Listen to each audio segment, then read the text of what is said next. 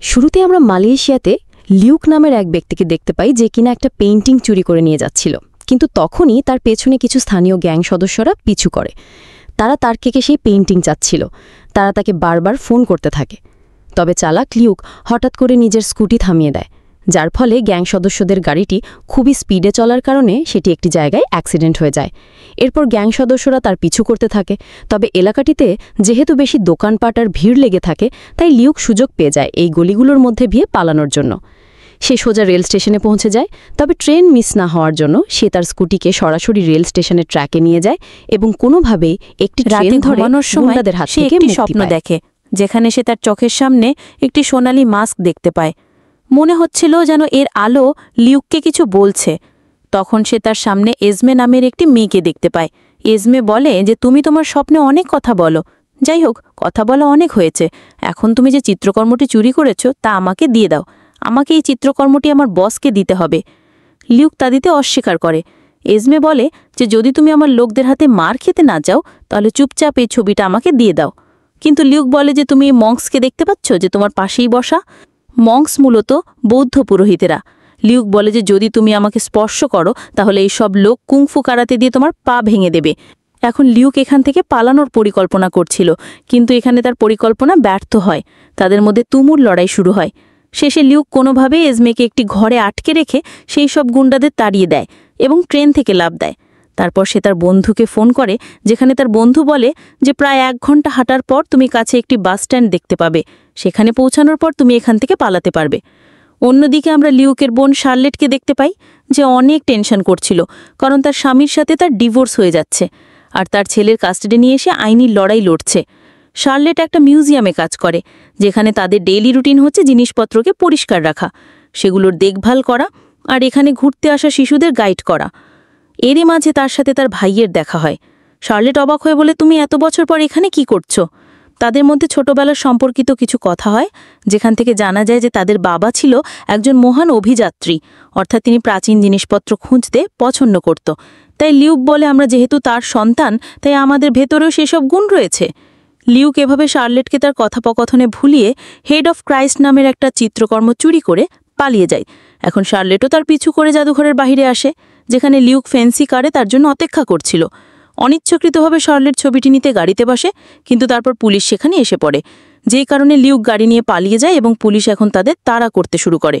এখানে একটি ভালো ধাওয়া পাল্টা ধাওয়া শুরু হয়। লিউক গাড়িটি একটি বড় ট্রেলার ট্রাকে লুকিয়ে রাখে, যার কারণে সে পুলিশের হাত থেকে বেঁচে যায়। লিউকের 2 সঙ্গী প্যাট্রিক এবং ডেভ এই ট্রেলারে ছিল। লিউক পেন্টিংটি প্যাট্রিককে দেয়। প্যাট্রিক সেই পেন্টিংয়ে কিছু বিশেষ সূত্র খুঁজে বের করার চেষ্টা করে। এখন তারা কি সূত্র খুঁজে বের করার চেষ্টা করেছে তা আমরা পরে জানতে পারব। এরই সাথে লিউক শার্লেটকে তার কাজ করার প্রস্তাব দিচ্ছিল, কিন্তু শার্লেট রাজি হয় না এবং বলে যে আমি চোরের সাথে কাজ করব না। এদিকে প্যাট্রিক বলে যে সেই পেন্টিংয়ে তো কোনো সূত্র নেই।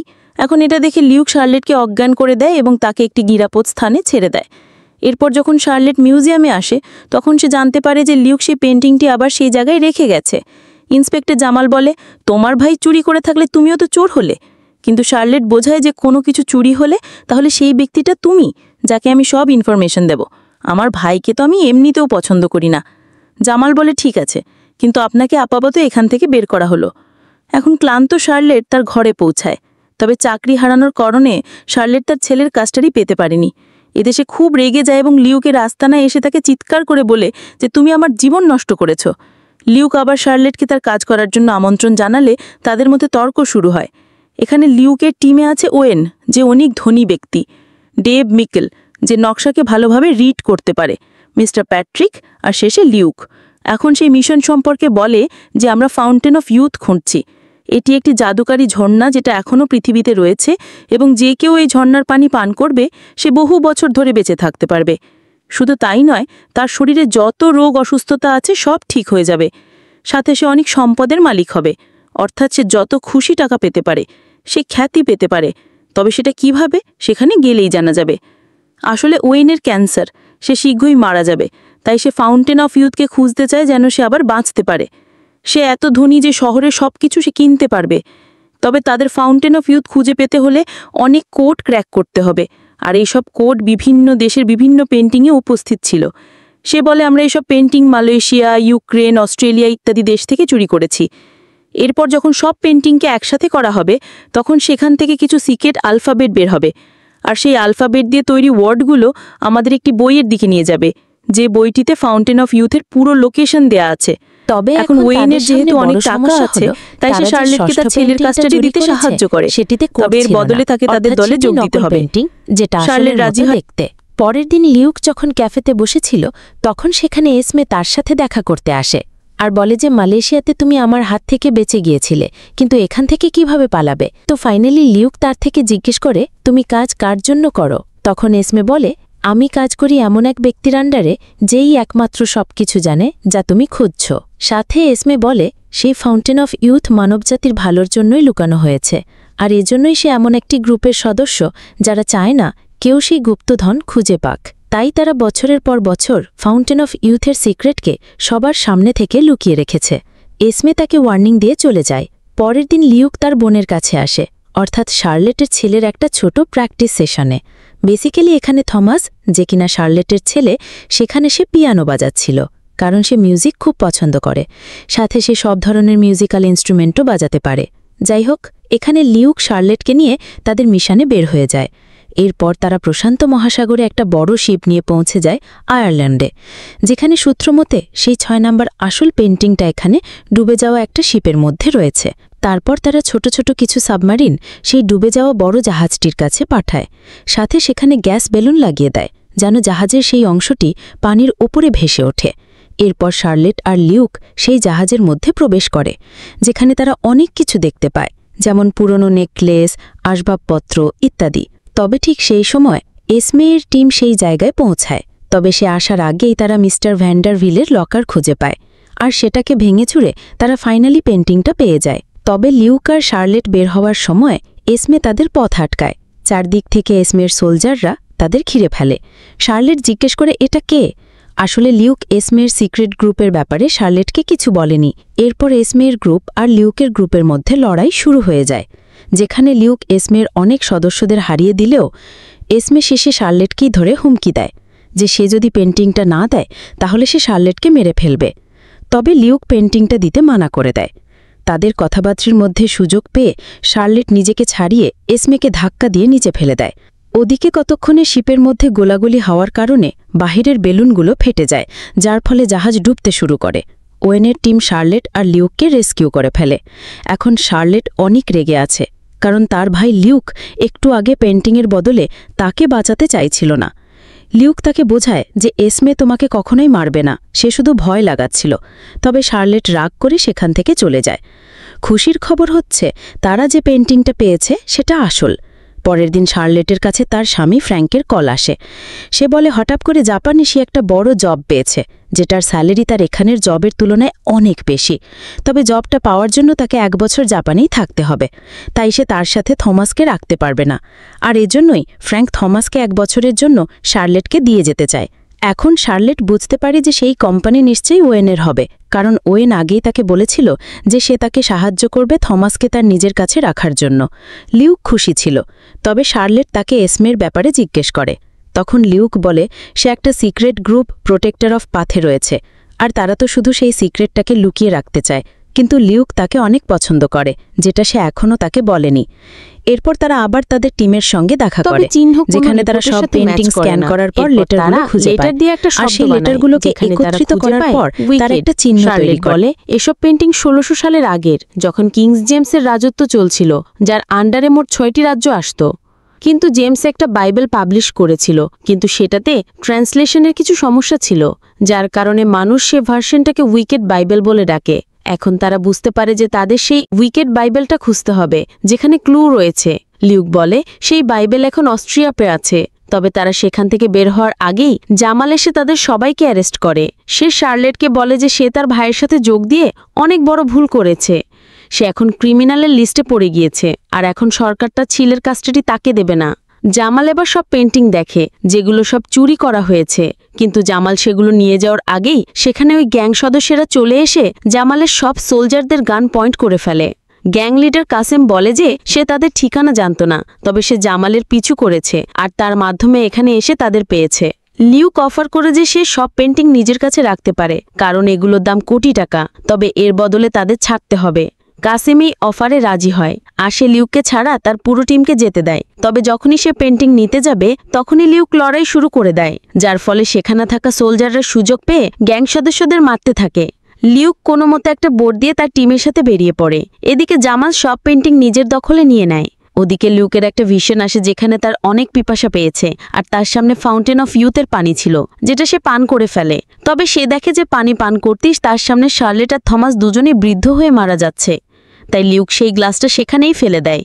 এখন বিমানের মধ্যে শার্লেট তার স্বামীর মন্দ বলতে থাকে যে সে অন্য মেয়ের সাথে তার স্বামীকে দেখেছে, তাই সে তার থেকে আলাদা হয়ে গিয়েছে আর এখন সে তার ছেলেকে তার থেকে দূরেই রাখতে চায়। ওদিকে লিউক বলে সে শুধু তার বাবার স্বপ্ন পূরণ করার জন্য এই মিশনটা কমপ্লিট করছে। সে ফাউন্টেন অফ ইউথ পুরো পৃথিবীর সামনে আনবে আর তার বাবার নাম উজ্জ্বল করবে। এখন এখান থেকে তারা অস্ট্রিয়ার সেই মিউজিয়ামে পৌঁছায়, যেখানে লিউক প্যাট্রিককে বাইরে রেখে ভেতরে ঢুকে যায়। ওদিকে পাশের রেস্টুরেন্ট থেকে থমাস আর ওয়েন তাদের দেখছিল। থমাস জিজ্ঞেস করে, তুমি কত ধনী? ওয়েন রিভিল করে সে এত ধনী যাকে কেউ কল্পনাও করতে পারবে না, তার কাছে অনেক প্রাইভেট জেট আছে। এদিকে লিউকেরা লাইব্রেরিয়ানের সাথে উইকেট বাইবেল ডে দেখতে থাকে। তখনই ওপরে এসমে চলে আসে যে তার টিমের সাথে লিউকদের খুঁজছে। তখনই লিউক তার সামনে এসে দাঁড়ায়। এসমে লিউককে ছুরি দিয়ে আক্রমণ করে আর কিছুক্ষণ লড়াই করার পর এসমে লিউককে গান পয়েন্টে নিয়ে নেয়। লিউক বলে, আমরা দুজন এক লোকের কাজ করছি। এসমে বলে, আমাদের লক্ষ্য এক হতে পারে না। আসলে লিউক তার মনোযোগ সরাচ্ছিল। এরপর সে সুযোগ পেয়ে এসমেকে সেখানেই লটকে দেয় আর বেসমেন্টে চলে যায়। সে এই ব্যাপারে তার টিমকে বলে। তারা লাইব্রেরিয়ানকে নিজেদের কথায় ফাঁসি স্প্রে মেরে অজ্ঞান করে দেয়। তারপর তারা বাইবেল চুরি করে অন্য রাস্তা দিয়ে বেরিয়ে পড়ে। রাত হওয়ার পর তারা বাইবেলের তথ্য নেয়ার জন্য তৈরি হয়ে যায়। আর এদিকে জামাল লাইব্রেরিতে একটা বড় সুড়ঙ্গ দেখে, যেটা দিয়ে মূলত লিউকেরা পালিয়েছে। বাইবেল চুরি হতে সে খুব রেগে যায়। আর ওদিকে তো তারা 2বার বাইবেল পড়ে ফেলেছে, কিন্তু তবুও তারা কোনো তথ্য পায় না। তারা সেই পেন্টিংয়ের ওয়ার্ডগুলো মেলানোর চেষ্টা করে, তবে এতে কোনো লাভ হয় না। সবাই টেনশন করছে তাদের কি করা উচিত। তখনই থমাস খেয়াল করে যে এগুলো তো কোনো ওয়ার্ড নয় আর না তো কোনো নাম্বার, এগুলো আসলে মিউজিক নোটস। 11 বছর থমাস তখন খুব সহজেই তার ল্যাপটপ দিয়ে নোটসগুলোকে একটা সুরে রূপান্তর করে ব্যাপারে তথ্য বের করে ফেলে, যেই সুরটি আসলে ওয়ার্ল্ডের 7 ওয়ান্ডার্সের ব্যাপারে বানানো হয়েছিল। তারা তখন সে 6টি ওয়ার্ডগুলোকে 7 ওয়ান্ডার্সের সাথে মিলিয়ে নেয়। তখন তারা মেইন লোকেশনটার ক্লুও পেয়ে যায়, যেটা হলো পৃথিবীর 7টি আশ্চর্যের মধ্যে একটি, ইজিপ্টের পিরামিড। আর ফাউন্টেন অফ ইউথ আসলে পিরামিডের ভেতর। এটা জানতে পেরে সবাই মিলে ইজিপ্টের উদ্দেশ্যে রওনা দেয়। ওদিকে এসমে প্রোটেক্টর অফ পাথের লিডার মিস্টার এল্ডারের সাথে দেখা করে। এল্ডার টেনশন করছিল, কারণ লিউককেরা ক্লো খুঁজতে খুঁজতে ইজিপ্ট পর্যন্ত পৌঁছে গিয়েছে। এল্ডার এসমেকে একটা চাবি দিয়ে দেয়, এটা দিয়ে কি হবে তা পরে জানা যাবে। ওদিকে লিউকের টিম পিরামিড পর্যন্ত পৌঁছে গিয়েছে, যেখানে সে সবাইকে কাজ বুঝিয়ে দেয় যে তাদের পিরামিডের নিচে যেতে হবে, যেখানে কিছু গোপন চেম্বার রয়েছে। শার্লেট বলে তাদের সেখানে যাওয়ার জিনিসগুলো থেকে বেঁচে থাকা উচিত, কারণ অনেক আগে তাদের বাবাও সেখানে থাকা একটা গোল্ডেন মাস্ক পেয়েছিল, যেটার জন্য তিনি অনেক সুনাম অর্জন করতে পারত। তবে তিনি সেটা করেননি। তিনি মাস্কটা সেই জায়গাতে রেখে দেন, কারণ কখনো কখনো কিছু জিনিস সেই জায়গা থেকে নড়ানো উচিত নয়। এখানে ওয়েন তার ভাড়া করা কিছু গুন্ডা নিয়ে এসেছে, যেন তাদের মিশনের মাঝখানে কেউ না আসে। সিকিউরিটির জন্য ওয়েন তাদের বাইরে রেখে লিউকের টিমের সাথে ভেতরে ঢুকে পড়ে। তারা তখন সিক্রেট চেম্বারে যাওয়ার দেয়াল ভেঙে একটা রাস্তা খুঁজে পায়, আর সামনে গিয়ে তারা একটা অদ্ভুত রুমে পৌঁছায়, যেটার মাঝখানে নকশা করা একটা বড় পাথর রাখা ছিল। তারা সবাই পাথরটি সরানোর চেষ্টা করে, তবে এটা অনেক ওজন। শার্লেট জানে এগুলো যারা তৈরি করেছে তারা বেস্ট ইঞ্জিনিয়ার, তাই তারা এগুলো এত সহজে সরাতে পারবে না। এগুলো সরানোর কোনো সিম্পল রাস্তা নিশ্চয়ই আছে, যেটা এখানে কোথাও লুকানো হয়েছে। তবে বাকিরা এটাকে বোম দিয়ে ওড়ানোর কথা ভাবতে থাকে। তবে এই স্থানে বোম লাগালে পুরো জায়গাটা ধ্বংস হয়ে যেতে পারে। সবাই তর্ক করতে থাকে। ঠিক তখনই থমাস সেখানে ছোট ছোট এক ধরনের পিতলের ড্রামস দেখতে পায়, যেগুলো পিলারের সাথে কানেক্টেড ছিল, এক ধরনের স্পিকারের মতো।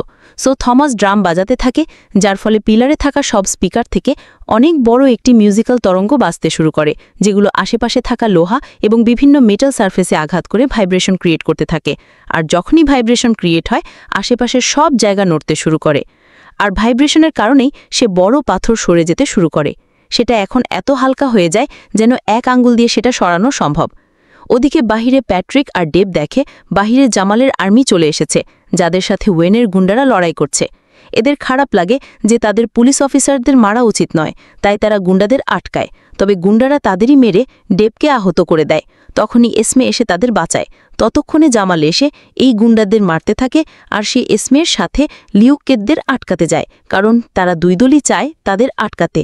এদিকে এরা দরজাটি খোলার পর যখন তারা নিচে পৌঁছায়, তখন তারা অনেক বড় একটি খাদ দেখতে পায়। এখন এরা যদি নিচে লাফ দেয় তাহলে নিশ্চিত মারা যাবে, কিন্তু ফাউন্টেন অফ ইউথ তো তারা নিচেই দেখতে পাচ্ছে।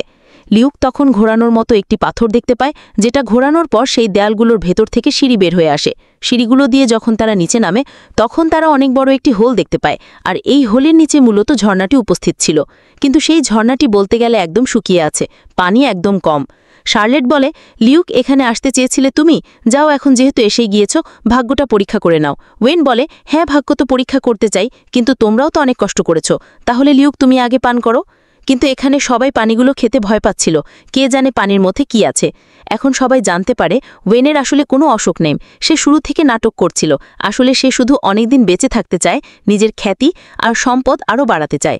এখন লিউক যেহেতু তার কথায় পানিটা পান করছিল না, তাই সে তাকে গুলি করে দেয়, আর তাকে হুমকি দেয় যদি সে পানি না খায় তাহলে সে তার বোন আর থমাসকে মেরে ফেলবে। তাই না চাইতেও লিউক পানিটা পান করতে চায়, তবে তার হাত থেকে রক্তের এক ফোঁটা সেখানে পড়ে, যার ফলে সঙ্গে সঙ্গে সেখানে পানি বাড়তে শুরু করে, আর সে পানিগুলো লিউককে জড়িয়ে ধরে হাওয়ায় ভাসিয়ে ফেলে। এখন লিউক পানিটি পান করতে পারবে, যার ফলে লিউক তার যৌবন বহু বছর ধরে রাখতে পারবে। কিন্তু লিউক যখন সে পানিটি পান করতেই যাবে তখনই তার সামনে কিছু দৃশ্য ভেসে ওঠে, যেখানে সে দেখে যদি সে পানি খায় তাহলে সে পৃথিবীতে যাকে বেশি ভালোবাসে, অর্থাৎ তার বোন আর ভাতিজা, তারা দুজনেই বৃদ্ধ হয়ে মারা যাবে, আর তাদের বদলে লিউক বেঁচে থাকতে পারবে। এখন লিউক তো এমন কোনোদিনই করতে পারবে না, তাই সে পানিটা পান করে না, যদিও তার আঘাতগুলো ঠিক হয়ে যায়। ওয়েন রেগে তাকে আরও কয়েকটা গুলি করে, তবে লিউক আবার সঙ্গে সঙ্গে ঠিক হয়ে যায়। যখন সে নিচে আসে ওয়েন জিজ্ঞেস করে সে পানি কেন পান করেনি, এতে তো তার নিজেরই লাভ হতো। যাই হোক, ওয়েন এখন নিজে ভেতরে যায় আর যার হাতে একটা কাঠ বসিয়ে সেই রক্তগুলো পানিতে ফেলে, যার ফলে সেই একই প্রসেসে ওয়েন সে পানিটা পান করতে পারবে। ওদিকে এসমে আর জামাল উপর থেকে সব দেখছিল। তখনই এসমে তার হাত থেকে সে চাবিটা বের করে, যেটা এল্ডার তাকে দিয়েছিল। আসলে চাবিটার কাজ হচ্ছে যখন কেউ ফাউন্টেন অফ ইউথে পৌঁছে যাবে তখন এই চাবিটার সাহায্যে ফাউন্টেন অফ ইউথকে আজীবনের জন্য বন্ধ করা হবে। তাই এসমে চাবিটা দিয়ে সেখান থেকে একটা দরজা খুলে, যেখানে সে ফাউন্টেন অফ ইউথকে ধ্বংস করতে চলে যায়। ওদিকে ওয়েন দেখে সে পৃথিবীতে কাউকে ভালোবাসে না, সে শুধু নিজেকেই ভালোবাসে, নিজেরই পরোয়া করে। তাই যদি সে পানি পান করে তাহলে সে বৃদ্ধ হয়ে সেখানেই মারা যাবে। তবে ওয়েনের লাগে অবশেষে শক্তি পাবে, তাই সে অবশেষে পানিটি পান করে নেয়। কিন্তু যখনই সে পানি পান করে তখন দৃশ্যে দেখানো অনুযায়ী পানিটার উল্টো প্রভাব পড়তে শুরু করে, অর্থাৎ ওয়েন বৃদ্ধ হয়ে সেখানেই মারা যায়। ওদিকে এসমে ফাউন্টেন অফ ইউথকে ধ্বংস করার বেল বাজিয়ে দেয়, সবাই সেখান থেকে পালায়। ফাইনালি তারা সেই জায়গাটা ধ্বংস হওয়ার আগেই সেফলি বাহিরে চলে আসে। অফিসার জামাল যেহেতু জেনে গিয়েছে লিউক কেন পেইন্টিংগুলো চুরি করেছে, তাই সে লিউককে ছেড়ে দেয়, আর তার সব দোষ ওয়েনের উপর চাপিয়ে দেয়, যে কিনা এখন মারা গিয়েছে। এদিকে এসমে এখন ভেতরে ভেতরে লিউককে পছন্দ করতে শুরু করেছে, আর যাবার সময় সে তাকে একটা গুড বাই কিস দিয়ে দেয়। এরপর সবাই মিলে তাদের বাড়ি ফিরতে থাকে, আর এখানেই এই মুভির সমাপ্তি ঘটে।